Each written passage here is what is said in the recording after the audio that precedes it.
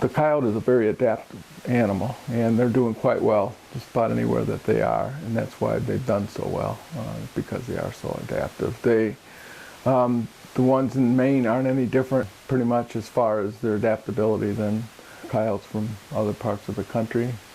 Today we're going out to the woodlot, look for signs of coyotes, track them down, find where they are, where they're headed, where they might be hiding down. It's not night hunt right now, so we're not going to do any spotlighting or baiting. So just walk around and see if we find signs and where they could be. Our activities generally benefit them. I don't think there is really a serious threat to coyote populations. They've shown that they're a very adaptable species, moving into areas that historically they didn't exist in, moving into urban areas and taking advantage of the urban environment, which definitely requires a high level of adaptability.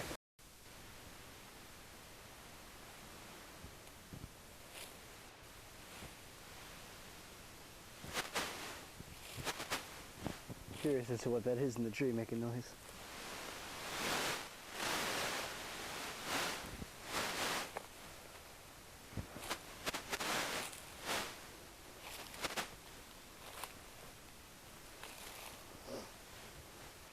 Deer poop doesn't really help us either, just looking for the wrong stuff.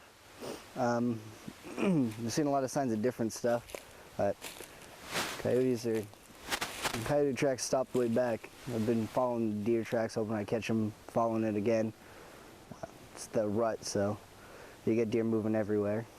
And just kind of waiting on the coyotes to feed on one of them. Usually you get a group that'll follow one of the smaller ones, and easy to find the tracks. Likelihood of a normal coyote of attacking a human is very slim. It does not happen very regularly. It has happened, but it is not very common. Humans are not typically running away from humans, and those typically would be where you see the problems. The impacts of human development, opening areas up, creating a lot of fragmentation, that pretty much plays in. They do very well in those environments, and that's what they've expanded into. That's the main change. It's clear that they're around the area, but it's hard to find an exact location of them at this point. The ground's still pretty hard. They've gotten a little bit of movement on them, but seeing more hooves and deer signs than anything coyote. Due to both habitat manipulation as well as altering the competitive balance in the predator community, things like removal of wolves, which has opened up opportunities for basically created vacated niches that coyotes have expanded into. Very, very resilient to a lot of things, so I don't think habitat loss or anything is a big deal. They are, hunted and whatnot, but it's not going to have a major impact on the population.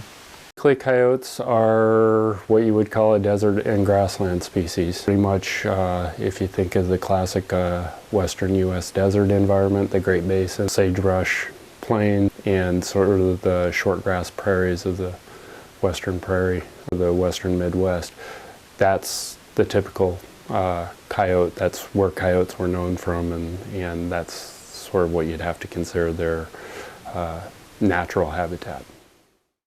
What's commonly misunderstood is their social structure. They're viewed in a lot of places as being solitary animals. They are typically a packing animal, and we only see them go into the solitary standpoint usually when they're under high levels of hunting, and that is not their normal structure. And that's probably the biggest misperception, is that they're a solitary animal as opposed to a packing animal.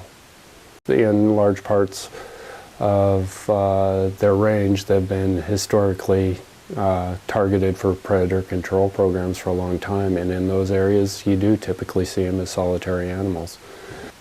But when you remove that, they go into a packing social structure, and typically that packing social structure causes them to have lower reproductive rates. So they're showing an adaptation to the ability, their adaptability as far as dealing with hunting in a way that actually increases the population's reproduction. I'm not really sure there is a threat to them because they are so adaptable. So they're they're doing quite well. Probably too well as far as some people are concerned. It's a baseball print. It's been a little blown over. It's a couple days old, but pretty obvious foot mark. Luckily, it's soft enough ground to leave a mark. But I don't see any more coming this way. But keep looking around, see what we see.